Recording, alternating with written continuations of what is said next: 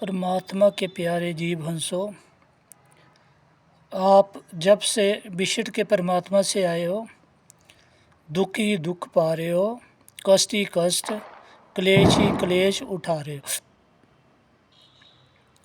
कभी भी आपको जोनी खानी में ये मौका नहीं मिला कि आप उस परम पिता, परम अक्षर, सनातन ब्रह्म आदि राम, अल्लाहु अकबर, अब्बल अल्लाह, परमेश्वर, भाई गुरु से मिलाप न कर पाए, क्योंकि सार नाम के बिना, आदि नाम के बिना, मूल नाम के बिना, निज नाम के बिना, मुख्य नाम के बिना जीव उस तक पहुंच ही नहीं सकता, उसको एक्सपीरियंस ही नहीं कर सकता, उसको अनुभव ही नहीं कर सकता। आदमी जितना मर्जी कोशिश करे, जितनी मर्जी जद्दोजहद करे, जितनी मर्जी मेहनत करे, जब तक वो आदि पिता, आदि जनक खुद जीव आत्मा पे अपनी रहमत नहीं बरसाता, अपना इश्क नहीं करता, अपने प्रेम से नहीं खींचता, तो जीव आत्मा सूरती कभी भी ये धुन नहीं बन सकती। क्योंकि वो परमात्मा जो आदि अनादि काल से सच्चा चला आ रहा है, तब भी था, अब भी है, आगे भी वही रहेगा। कबीर साहब कहते हैं, तब हता सो अब है, अब हता सो आगे होई, ता में फेर फार ना कोई। उसमें कोई भी फ़र्क नहीं आता, उसके स्वरूप नहीं बदलता, वो एक जैसा, एक लय, एक सुर, एक ताल, एक लय, एक राग, वो एक जैसा ही रहता है, वो कभी भी बदलता नहीं। ना वो जमता है, ना वो मरता है, ना वो आता है, ना वो जाता है। वो हर जीवात्मा के अंदर गुप्त रूप से और हर जीवात्मा के बाहर, जब गुप्त रूप वाला प्रकट होता है तो बाहर वाला भी उसको महसूस होता है। क्योंकि जो अनुभूति करनी है, जो एहसास करना है, जो एक्सपीरियंस करनी है, जो अनुभव करना है, वो तो हमारी आत्मा सूरती जब धुन रूप बनेगी, जब ये सूरती धुन रूप अख्तियार कर लेगी, धुन स्वरूप में चली जाएगी, तब ही ये पहचान कर सकती है। क्योंकि वहाँ ना तो किसी ब्रह्मांड, ना किसी मुल्क, ना किसी धर्म, ना किसी जात, ना किसी कुल का कोई सवाल उठता है। वहाँ तो सिर्फ इस सूरती धुन रूप ने दोनों के सागर, इश्क के सागर, प्रेम के सागर, दया के सागर, प्यार के सागर से मिलाप करना है, दोनों के महासमुंदर से मिलाप करना है। तो वहाँ हमारा ये खुद का जो 5-7 फुट का शरीर है, ये नहीं जाता। इसकी हद शमशान घाट तक ही है, कब्र तक ही है। क्योंकि जब जीव मरता है, जा तो जलाया जाता है, जा दफनाया जाता है। तो ये 5 तत्व अपने स्वरूप को प्राप्त होते हैं और 3 गुण अपने स्वरूप को प्राप्त होते हैं। आगे जो जाने वाली चीज़ है, वो तो सिर्फ हमारी आत्मा है, सूरती है, धुन है, धुन रूप है। धुन रूप एक फ्रेगमेंट ऑफ साउंड है, जिससे जब वो बिलसती है तो वहाँ से तेज पुंज निकलता है, ब्राइट लाइट निकलती है, जिससे हमारी कॉन्शियसनेस बनती है, बुद्धि बनती है, विवेक बनता है, हमारा जो सेरिब्रम है ये काम करता है। उसी मोस्ट डेजलिंग लाइट से, श्वेत क्रांति से, तेज पुंज से, जो सबसे ज़्यादा प्रकाशमान उजियारा है, वो ब्रह्म है, काल स्वरूप है, उसको ज्योति निरंजन बोला गया है, जो ज्योत स्वरूपी भगवान है। नूरे खुदा भी इसी को कहा गया है। तो ये स्वयं ज्योति, जो स्वयंभू स्वयं ज्योति हो रही है, जल के बिंब अगाध गति, कबीरदास बोलते हैं कि वो प्रकाश स्वयं झलक रहा है। लेकिन कबीर साहब कहते हैं, वही ये जो प्रकाश स्वयं झलक झलक के आरती करता है, ये परमात्मा की भक्ति करता है, ये परमात्मा नहीं है। बेशक नीचे वाली रचना ये ओंकार नाद, ओंकार रूप में है, ये आदि माया है, ये आदि परमात्मा का प्रकट किया हुआ प्रकाश है। इसको कुदरत भी बोलते हैं, क्रूर चंद भी बोलते हैं। यही हमें दिखाई देता है बाहर आँखों से भी, और सोच विचार जहाँ तक कर सकता है माइंड, वहाँ तक भी यही नज़र आता है। और जब जीव भक्ति करता है, अपनी जीव आत्मा को अंदर की मंजिलों में चढ़ाई करता है, तो वहाँ भी यही मोस्ट डेजलिंग लाइट श्वेत क्रांति प्रकाश दिखाई देता है, जो हमारे अंदर जाने वाले रास्ते को बंद कर देता है, मूंदता है, ढक्कन लगा देता है। और वहाँ इसने जहाँ जहाँ से भी एंट्री होती है परमात्मा के दरबार में, वहाँ बहुत बड़े ब्रज कबाड़ लगाए हुए हैं, बड़े बड़े ताले लगाए हुए हैं, वो रास्ता रोक के बैठा है। और जो खुद प्रकाश प्रकट कर करके ये खुद भी उस प्रभु परमात्मा परम अक्षर सनातन ब्रह्म की भक्ति कर रहा है। तो कबीर साहब कहते हैं, ये ज्योति स्वरूपी हाकिम तीन अमल पसारा रे। जब परमात्मा ने इस कुदरत को बनाया, श्वेत क्रांति को बनाया, प्रकाश को बनाया, उजियारे को बनाया, मोस्ट डेजलिंग लाइट को बनाया, तो फिर इसमें से 5 तत्व और 3 गुण निकलते हैं। 5 तत्व जो हैं वो सूक्ष्म रूप में हैं, वो भी धुन रूप में जनकारा बजाते हैं घट मस्तक पे। वो मन की मुद्रा ही है, उसमें मन ही है, आत्मा नहीं है। और 3 गुणी माया जो तेज, महातेज और झिलमिल नूर है, ये तमोगुण, सतोगुण, रजोगुण, ये जीवात्मा धुन को प्रकाश देकर बांधते हैं, कर्मों के दायरे में ले जाते हैं, कर्मों में बांध के रखते हैं। गीता ज्ञानदाता कहता है ये त्रिगुणी माया जीव को बांध के कर्म कराती है और अंत फिर धर्मराय के आगे पेश करती है, और फिर इन्हीं कर्मों के कारण सजा दिलवाती है। इसलिए हमारे भक्ति के लायक जो तमोगुण, सतोगुण, रजोगुण नहीं है, ना ही जो 5 तत्व हैं। अगर हम कायनात की कोई भी चीज़ पूछते हैं तो वो 5 तत्वों की ही बनी होती है, जहाँ 3 गुणों की बनी होती है। जो दृष्टमान जगत हमें नज़र आता है अंदर से, आत्मा जब मन जब अंदर देखते हैं, जब बाहर से जो आँखों से जो हमारी मन बुद्धि विचार विवेक देखते हैं, ये सब की सब माया है, फिनोमिनल वर्ड है। ये ज्योति प्रकाश तेज पुंज श्वेत क्रांति ने पैदा किया हुआ है। इवन के जो नर रूप है या नारी रूप है, जो भगवान भी नर नारी रूप में है, सबके सब माया रूपी हैं। ये जो काल है, ओंकार नाद है, आदि ओंकार है, यही पैदा करता है। जीव आत्मा को धोखे में रखा है, शंका में रखा है, परम में रखा है।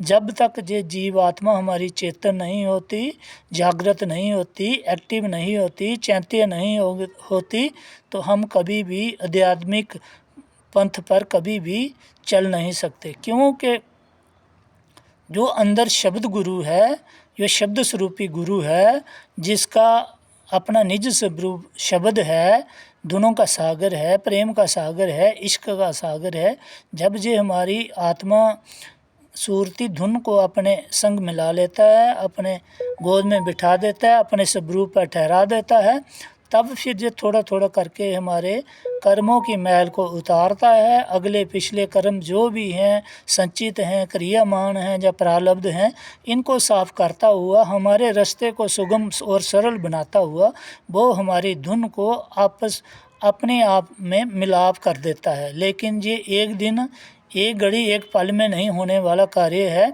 इसमें जीव की जितनी विरह तड़प होगी, जैसा उसका पिछले जन्मों का संस्कार होंगे, जैसा उसका कर्म होगा, नेक कर्म होगा, उसकी विरह होगी, तड़प होगी, प्यार होगा, इश्क होगा, तो प्रभु उसको अपने हिसाब से से जल्दी पाक पवित्र करता है, प्योर करता है और अपने साथ मिलाप करने के काबिल बनाता है। मनुष्य में या किसी पंथ, किसी गुरु में ये समर्था नहीं है, ये ताकत नहीं है, ये बल नहीं है कि वो किसी की जीवात्मा को उस परमात्मा के साथ जोड़ दे, वहाँ तक ले जाए, उसके स्वरूप तक पहुँचा दे। ये हमारा अपना ही अंदर मन और आत्मा जब जागृत होने लगते हैं, जब इनके अंदर सच्चा प्यार, सच्ची विरह पैदा होती है, तब ही जीव इस रास्ते पर चलना शुरू करता है। गुरु तो ज्ञान देते हैं, वो भी इस प्रकाश का, वो भी इस उजियारे का, वो भी इस वेद क्रांति का, ज्योति निरंजन का, काल भगवान का देते हैं, देही का ज्ञान देते हैं। तो देही का ज्ञान हमें विदेही स्वरूप तक नहीं पहुंचाता। जो भी जीव हमारे भाई बहन आज तक पंथों में जुड़े हुए हैं, कहीं गुरु के चेले बने हुए हैं, डिसिपल बने हुए हैं, अनुयायी हैं, वो शरीर को ही परमात्मा मानते हैं। शरीर परमात्मा नहीं है, हर शरीर ब्रह्म रूप है, हर शरीर ये अक्षर ब्रह्म रूप है।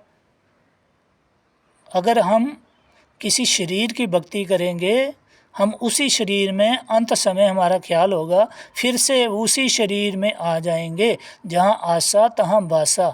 अगर हम जीवन काल में किसी पेड़ पौधे को पूजते रहे, भगवान मान के उसकी भक्ति करते रहे, उसकी साधना करते रहे, तो मरने के बाद हम फिर पेड़ पौधे ही बन जाएंगे। अगर हम पूरी उम्र किसी गाय बैल या किसी और जानवर सांप की भक्ति करते रहे, तो मरने के बाद हम उसी जामे में चले जाएंगे, फिर हमें कोई भी उस जामे से छुड़ाने वाला नहीं मिलेगा। अगर हम पितरों की, मरे हुए अपने रिश्तेदारों के देवी देवता मानकर पूजा करते रहे, श्राद्ध निकालते रहे, तो फिर हम मरने के बाद खुद भी पितर ही बन जाएंगे, क्योंकि जहाँ आशा तहाँ बासा।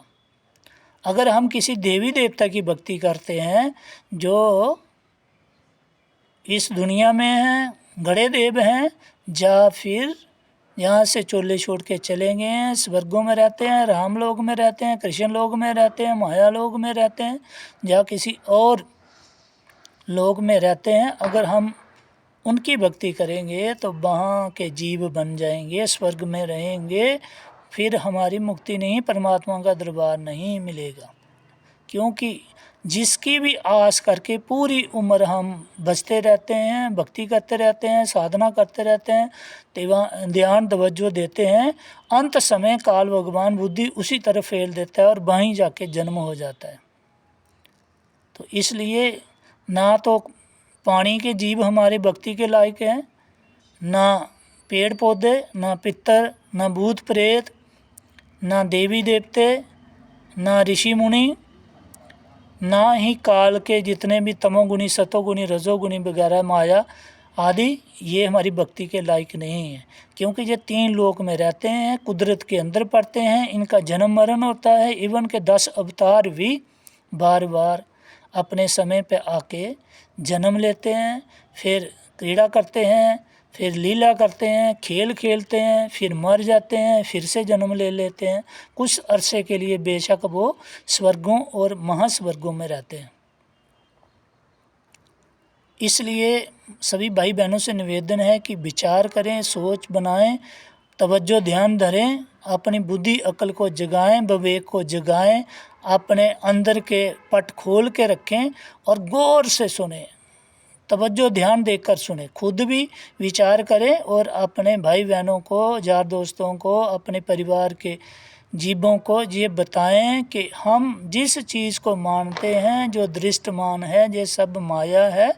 माया की भक्ति करके, माया को बड़ा मान के, माया को भगवान मान के हम इसी माया में बार बार जमेंगे, बार बार मरेंगे, फिर से दुख सहेंगे, फिर से जमदूतों के हाथ चढ़ेंगे, फिर से मुदग्गर खाएंगे, फिर से धर्मराय के दरबार में हमारी पेशी होगी, फिर से हमें सज़ा सुनाई जाएगी, फिर से हमें किसी जोनी खानी कुत्ते सूर के जोनी में, किसी शेर बकरी मुर्गे बतख पौधे कीड़े मकोड़े की जोनी में डाला जाएगा, जहाँ कहीं भूत प्रेत ऋषि मुनि देवी देवता बनाया जाएगा। ज़्यादा से ज़्यादा अच्छे कर्म होने के कारण हम अवतार भी ले सकते हैं, पर इसका फ़ायदा क्या? ये सब की सब जो रचना काल और माया ने तैयार की हुई है, जीवों को भरमाने के लिए, धोखा देने के लिए, शंका में रखने के लिए, धोखे में रखने के लिए, ये सब मायावी है। कबीर साहब कहते हैं जो दिसे सो तो है नहीं। कहते हैं भाई जो देखने में अंदर और बाहर से नज़र आता है, ये परमात्मा नहीं है, ये परम अक्षर नहीं है, ये जो गैब गुप्त जिस परमात्मा जो चौथे लोक में रहता है वो नहीं है। जो दिसे सो तो है नहीं, कहते हैं जो दिसता है ये तो 5 तत्व मन की मुद्रा है, इसमें जाप अजाप अनहद 5 शब्द का जनकारा, ओंकार नाद, काल नाद, माया नाद, वेदों का नाद भी आ जाता है। जो दिसे सो तो है नहीं। आगे कहते जो है, कहते ये नहीं कि इस कायनात में परमात्मा नहीं है, वो है, उसने अपनी प्रेजेंस रखी हुई है। जो है सो तो कहिया ना जाए रे। कहते हैं भाई उसको कोई भी साधु संत महात्मा परम संत नहीं समझा सकता, बेशक वो जितनी मर्जी लैंग्वेज की मदद लेके समझाने की कोशिश करे जीव को, उसी की लैंग्वेज में समझाए जिस लैंग्वेज को जीव जानता है, अनुयायी जानता है, उसका डिसिपल जानता है, फिर भी लाखों कोशिशों करने के बाद उसको मालूम नहीं पड़ सकता, एहसास नहीं हो सकता, एक्सपीरियंस नहीं हो सकती, अनुभूति नहीं हो सकता, अनुभव नहीं हो सकता, जब तक उसका खुद का मन और खुद की आत्मा सूरती रूप धुन रूप अख्तियार न करे, धुन शुभरूप में न जाए। इसलिए हम सबको चाहिए, जितने भी जीव हैं, छोटा है, बड़ा है, जवान है, बूढ़ा है, बच्चा है, नारी है, औरत है, गोरा है, काला है, इधर का है, उधर का है, हिंदू है, मुस्लिम है, सिख, ईसाई, यहूदी, पारसी, जो भी है, जिसको भी उस प्रभु परमात्मा की खोज करनी है, मुलाकात करनी है, इश्क करना है, मिलाप करना है, उसके स्वरूप तक पहुंचना है, तो उसके अपने इस देही के अंदर जो मन है और जो सूरती है, दोनों को चेतन करना होगा, इन दोनों को अपनी मंजिल तक पहुंचाना होगा। ये मन हमारा 5 शब्द जनकारा, वो 5 शब्द तत्वों से ही मन बनता है, और तत्वों की ही ये आशा तृष्णा मनसा चाह चदेरा हवज रखता है। और त्रिगुणी माया जो तमोगुण सतोगुण रजोगुण है, वो इस शरीर को चलाती फिराती, पालती पोसती, संहार करती है और कर्म कराती जाती है। और फिर इन कर्मों का जो बोझ है, जो खाता है, मन के अंदर दो बैठे गुप्त रूप से क्लर्क, वो लेखनी लिखते रहते हैं, चित्र और गुप्त, और इसी मन के अंदर कर्म हमारे स्टोर होते रहते हैं। अंत के समय 4 यमदूत इसी मन से प्रकट होके इस जीव आत्मा और मन की गांठ को खींच के मारते मारते धर्मराय के दरबार में ले जाते हैं। वहाँ बेई खाते हैं, बड़े बड़े कंप्यूटर हैं, बड़ी बड़ी स्क्रीनें लगी हुई हैं, तो धर्मराय और चित्रगुप्त सामने बिठा के फिर जीव का हिसाब किताब लेते हैं। जो भी करनी पिछली इसने प्रारब्ध में की है, या संचित कर्मों में स्टोर है, या क्रियामान इस जूनी में जो किए हैं, अंत समय इसका जो ख्याल था, जब इसने चोला छोड़ा, वो मन ब्रह्म ओंकार ने इसकी बुद्धि को भ्रष्ट किया, इसकी ध्यान तवज्जो किसी जोनी खाने की तरफ लगाई और फिर आत्मा खींच ली, और इसके अंदर जो हिडन कोई ख्वाहिश रह गई, आशा तृष्णा मनसा जो पूरी नहीं हुई इस जन्म काल में, उसको देखते हुए, कर्मों का पिछला कोण देखते हुए उसको एक सेट ऑफ कर्मा दिया जाता है, और फिर अगली जोनी, ताकि वो ऐसी ही फैमिली बनाई जाती है जिसमें उसकी ख्वाहिशें जो हिडन हैं, जो पूरी नहीं हुई हैं, अंत समय जो ख्याल था उसको पूरा कर सके। और नतीजा क्या होता है, हम फिर से किसी जोनी खानी में जा पड़ते हैं। जैसे कोई औरत बेचारी पूरी उम्र अच्छा काम काज करती रही, लेकिन उसकी औलाद नहीं थी, मरते समय काल भगवान ने उसको औलाद का ख्याल में रखा, और फिर सूरती निकाली, आत्मा निकाली, और फिर हाल क्या हुआ, उस फीमेल जोनी खानी में भेजा गया जहाँ ज़्यादा बच्चे पैदा होते हैं, जैसे कुतिया हो गई, सूर हो गया। तो आप ख्याल कर सकते हैं, सोच विचार कर सकते हैं कि जैसे जहाँ आस उसकी लास्ट में झें लगा दी बच्चों में, और फिर वहाँ क्या हो गया, बास हो गया, उसी जोनी खानी चोला लेके वो सूरती आत्मा मन वहाँ चले गए, और वहाँ पे जन्म हो गया, और फिर वो ख्वाहिश वहाँ पे बच्चे पैदा बार बार पैदा करके पूरी हो रही है।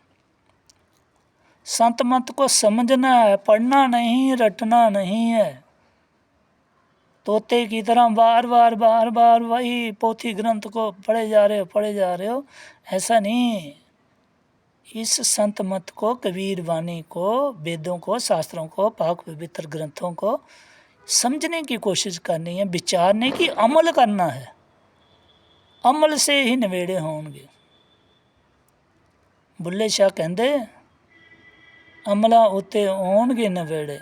भाई जैसी सोच विचार आप रखोगे, जैसे कर्म करोगे, जैसी तवज्जो ध्यान आपकी होगी, उसी पे अगला जन्म होगा। खड़ियाँ रहनगियाँ जाता। कहते भाई किसी की छोटी जात है, बड़ी जात है, जो जात का अहंकार करता है या अपनी बॉडी का खूबसूरती का अहंकार करता है, किसी माया का पोसेशन का अहंकार करता है, पदवी ओहदा मान बढ़ियाई का अहंकार करता है, कोई राजा महाराजा है, धन दौलत का अहंकार करता है, कहते सोना चांदी हीरे जवाहरात का अहंकार करता है, ये काम नहीं आने। या किसी मजहब या किसी कुल या किसी जात का अहंकार करता है, पर वहाँ पे तो आपके कर्म के बेस पे अगली जोनी खानी होनी है, सो सज़ा मिलनी है वो भी कर्मों के आधार पे।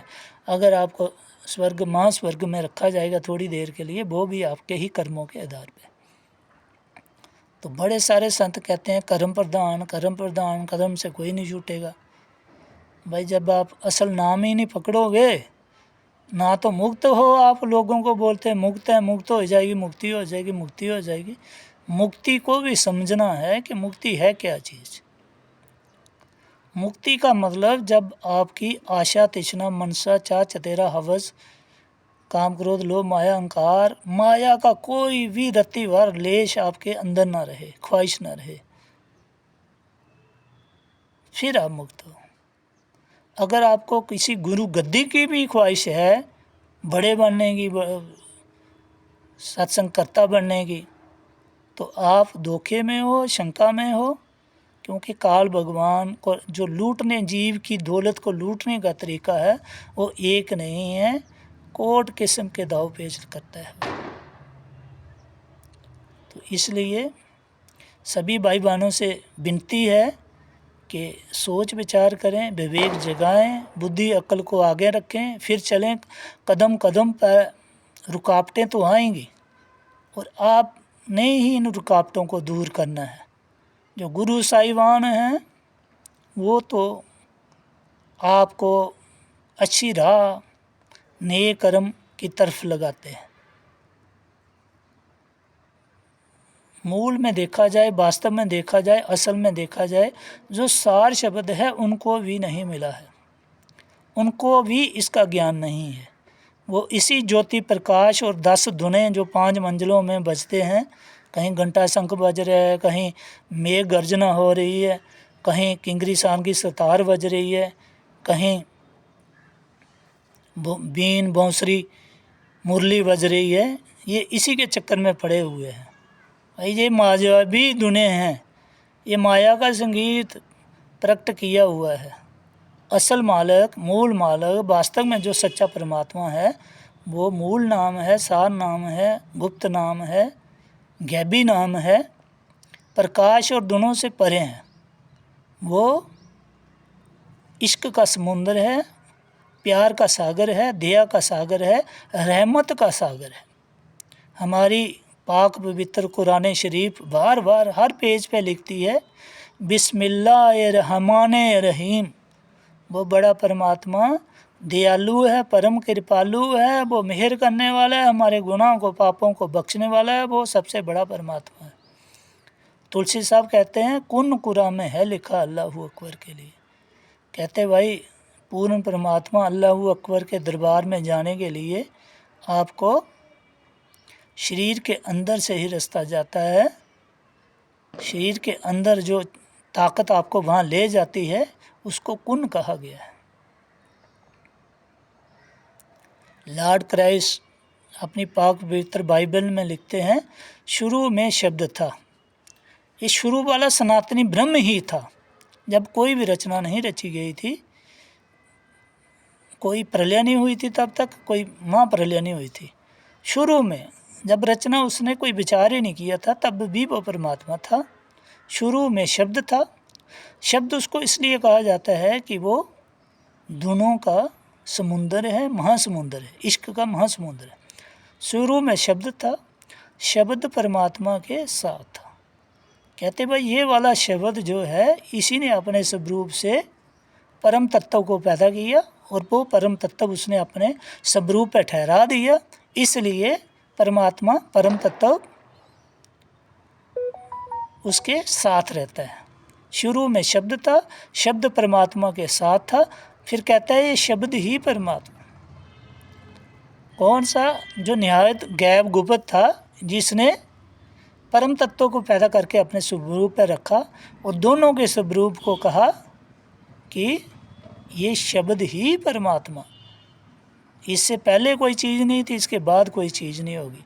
जब कायनात होती है, रचना होती है, क्रिएशन होती है, तब भी ये रहता है। जब महाप्रलय होती है, रचना ख़त्म हो जाती है, तब भी ये रहता है। और फिर से नई उत्पत्ति होती है, इसी के कारण होती है। यही सारा कुछ बनाता है और फिर से ये वैसे का वैसा रहता है, इसमें कोई चेंज नहीं होती। गुरु नानक साहब ने कहा था आद सच, शुरू से ही वो सच्चा परमात्मा था। जुगाद सच, फिर वक्त को डिवाइड कर दिया, 4 युग बना दिए।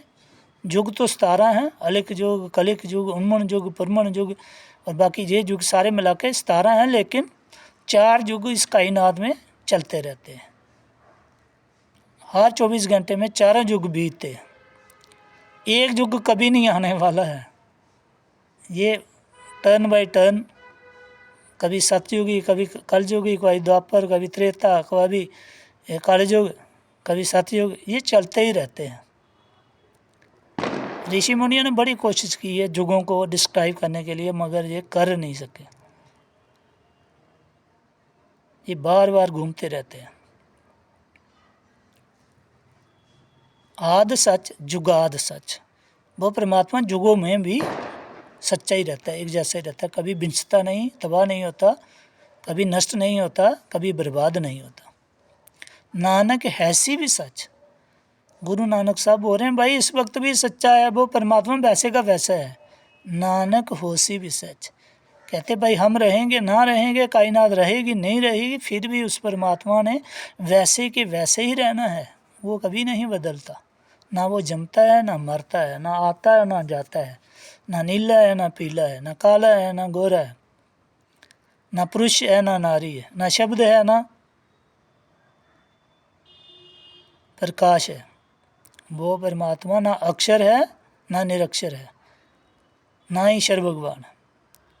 कबीर साहब ने जहाँ तक कही है शर अक्षर ना ही निरक्षर, वो तो है परम अक्षर।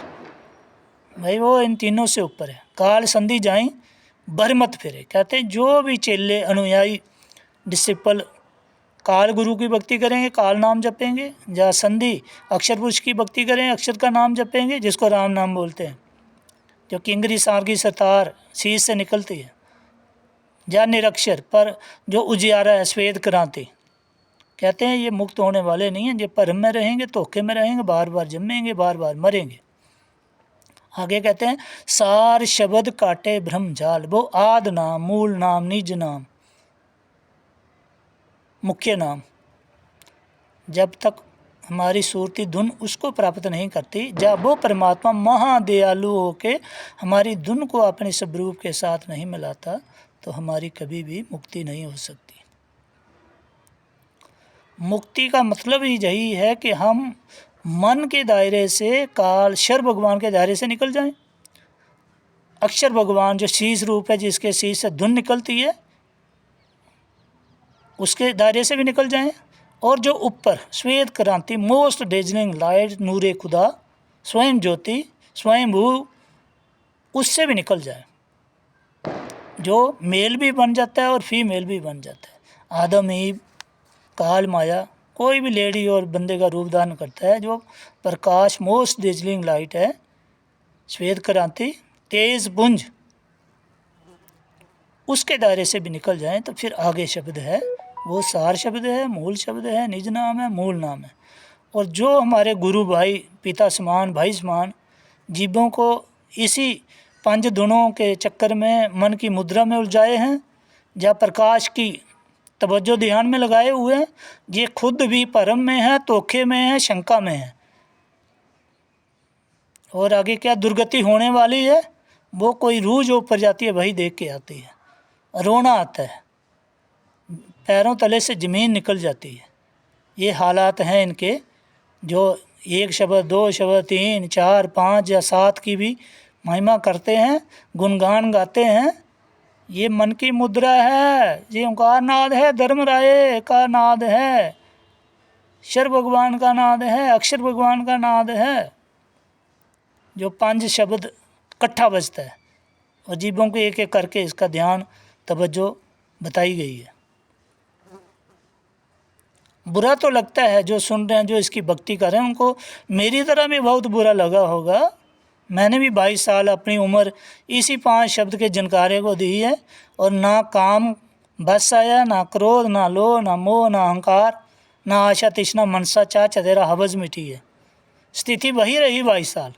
और जैसे ही 4 शब्द उस प्रभु परमात्मा की महादया, महाबख्शिश प्रेम के साथ प्रकट हुआ, महसूस हुआ, उसने अपने स्वरूप पर ठहरा दी सूरती, और सब कुछ स्थिर हो गया, निश्चल हो गया।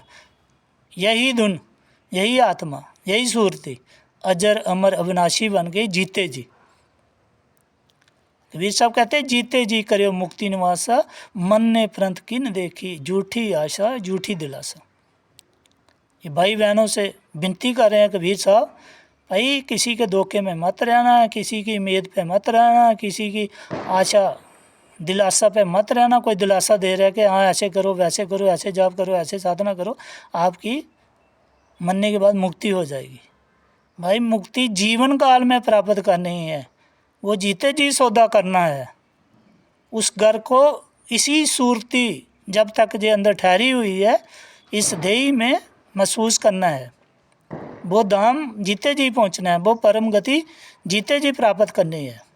मरने के बाद क्या पता, काल भगवान कहाँ मरते वक्त तवज्जो ध्यान दे के तो सूर बना दे, कुत्ता बना दे, कहीं गंदी नाली का कीड़ा बना दे, किसके बस में है तब।